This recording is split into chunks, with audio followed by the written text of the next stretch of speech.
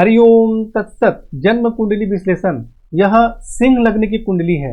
सबसे पहले सूर्य से फलादेश प्रारंभ करते हैं।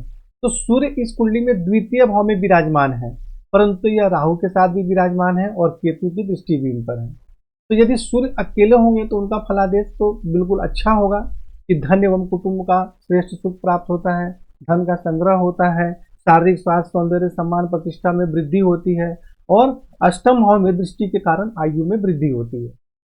परंतु यहाँ सूर्य जो है राहु के साथ विराजमान है और इन पर केतु की दृष्टि है।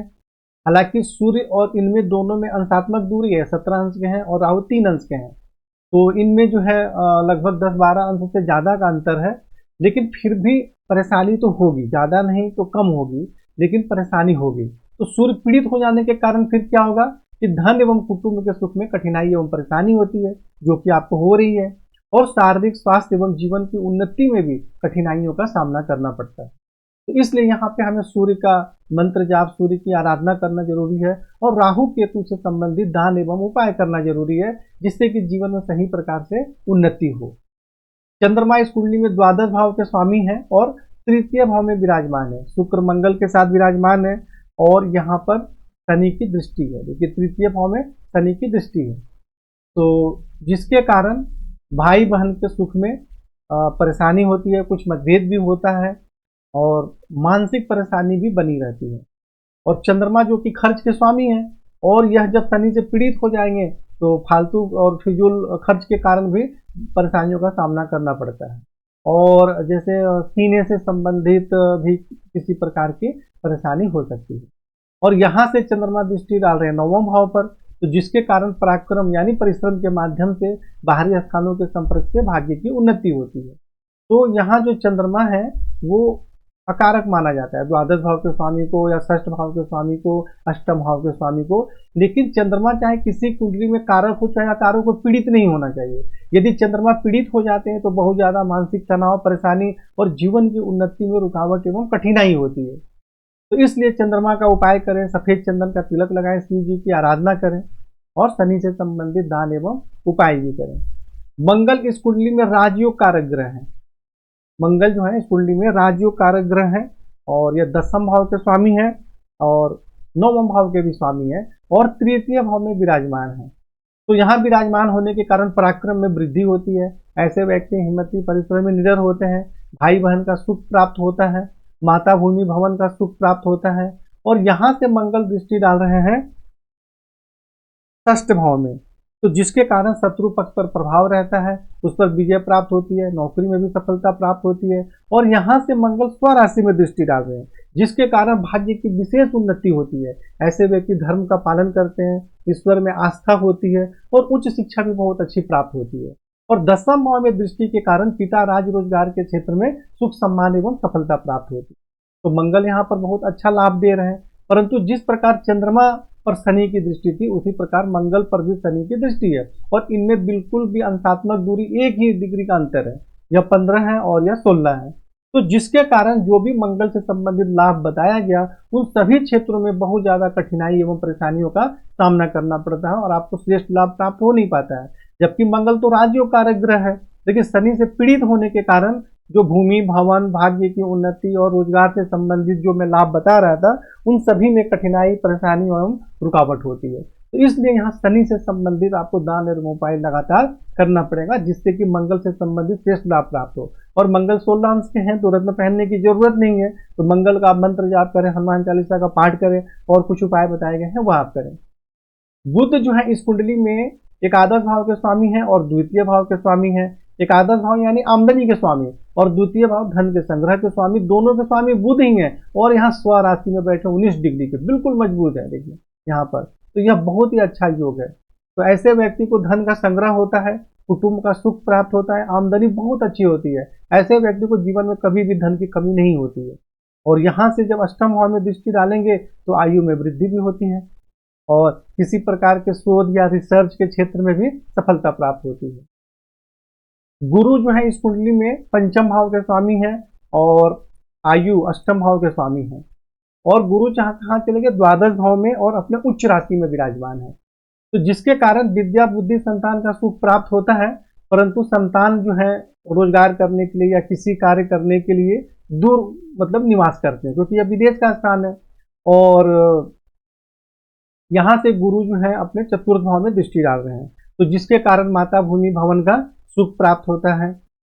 और षष्ठ भाव में दृष्टि के कारण आप अपने बुद्धि विवेक और खर्च के माध्यम से शत्रु पक्ष पर प्रभाव स्थापित करने का प्रयत्न करती हैं, नौकरी में भी सफलता प्राप्त होती है। और यहाँ से गुरु स्वराशि में दृष्टि डाल रहे हैं अष्टम भाव में, तो जिसके कारण आयु में वृद्धि होती है। और ऐसे व्यक्ति किसी भी प्रकार के विशेष ज्ञान शोध इन सब क्षेत्रों में अगर कार्य करें तो बहुत अच्छी सफलता प्राप्त होती है, क्योंकि गुरु पंचमेश भी है, विद्या बुद्धि के स्वामी भी है, और अष्टम भाव किसी प्रकार के खोज और रिसर्च इत्यादि के भाव होते हैं। और गुरु यहाँ पंचमेश होकर खुद यहाँ डाल रहे हैं, तो यह बहुत अच्छा योग है। और गुरु जो है वह पीड़ित भी नहीं है, क्योंकि गुरु को राहु पीड़ित करते हैं, और अंश बल भी ठीक है।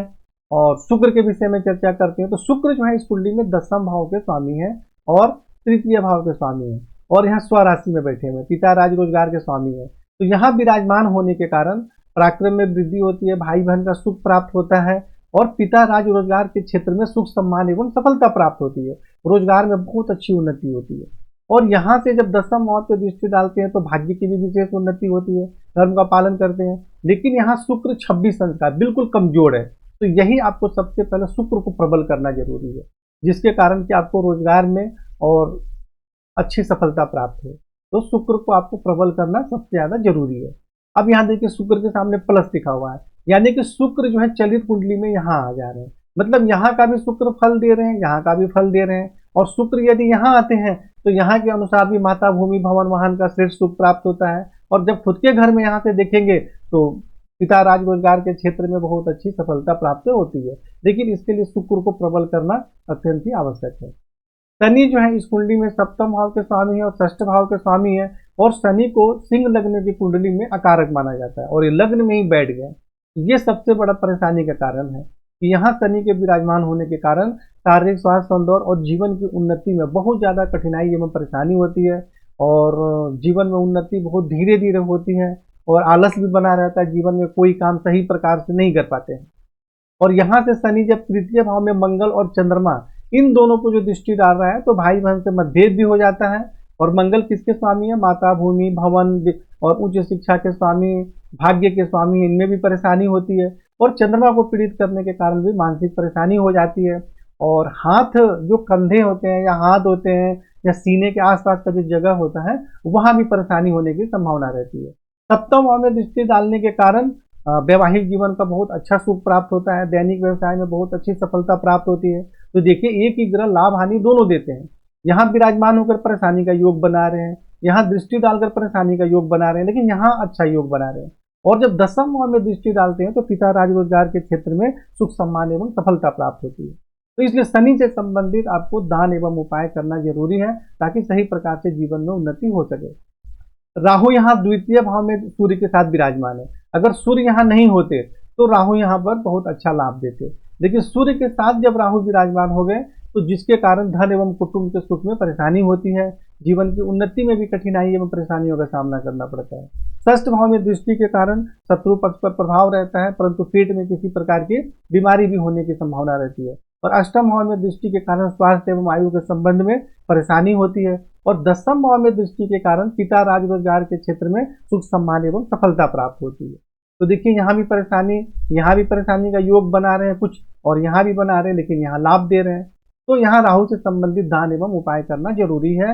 एक ही ग्रह लाभ और हानि दोनों ही देते हैं, तो इसलिए हमें इसको अच्छे तरीके से समझना जरूरी है। केतु जो है यहाँ पे अष्टम भाव में विराजमान है, जिसके कारण स्वास्थ्य एवं आयु में वृद्धि होती है, परंतु पेट के सबसे निचले भाग में किसी प्रकार की बीमारी भी होने की संभावना रहती है। द्वादश भाव में दृष्टि के कारण बाहरी स्थानों के संबंध से सफलता प्राप्त होती है। और द्वितीय भाव में दृष्टि के कारण जो सूर्य पर दृष्टि डाल रहे हैं तो जिसके कारण धन कुटुंब स्वास्थ्य एवं जीवन की उन्नति में कठिनाई एवं परेशानी होती है। चतुर्थ भाव में दृष्टि के कारण माता भूमि भवन के सुख में भी कठिनाई एवं परेशानियों का सामना करना पड़ता है। तो केतु से संबंधित भी दान एवं उपाय करना जरूरी है। सबसे मुख्य बात कि इस कुंडली में सबसे ज्यादा परेशानी राहु केतु शनि कर रहे हैं, और सभी कुंडलियों में आप देख लेंगे जितने भी फलादेश किया जाता है और मैंने प्रमाण के साथ बताया है कि सबसे ज्यादा परेशानी का योग यही बनाते हैं, इसलिए इनसे संबंधित दान एवं उपाय प्रत्येक व्यक्ति को करना जरूरी है। तो सबसे पहले तो आप राहु केतु शनि का दान एवं उपाय लगातार आपको करना चाहिए, और शुक्र को सबसे पहले आप प्रबल करें, जिससे कि आपके रोजगार में सफलता प्राप्त हो और जीवन में उन्नति हो। तो इस प्रकार आपको फलादेश समझा दिया गया है, और कुंडली में संपूर्ण फलादेश लिखे गए हैं और उपाय भी लिखे गए हैं। तो इस सबको देख के आप चर्चा करें, और आप फोन से भी मुझसे चर्चा करें। जो नहीं समझ में आती है वो आपको विस्तार से बताया जाएगा, और आपको लाइफ टाइम परामर्श दिया जाता है, इसलिए आपको चिंता की कोई बात नहीं है। हरिओम तत्सत।